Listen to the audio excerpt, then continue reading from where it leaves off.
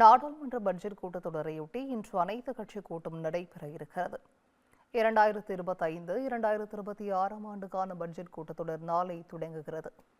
இந்த கூட்டத்தொடரை 2 கட்டங்களாக நடத்த முடிவு செய்யப்பட்டிருக்கிறது. அதன்படி முதல் கட்ட கூட்டத்தொடர் பிப்ரவரி மாதம் 13ஆம் தேதி வரையும், 2ஆம் கட்ட கூட்டம் மார்ச் 9 முதல் ஏப்ரல் 2ஆம் தேதி வரையும் நடைபெறுகிறது. கூட்டத்தொடரையொட்டி 28ஆம் தேதி குடியரசுத் தலைவர் திரௌபதி முர்மு நாடாளுமன்ற கூட்டத்தில் உரையாற்றுகிறார்.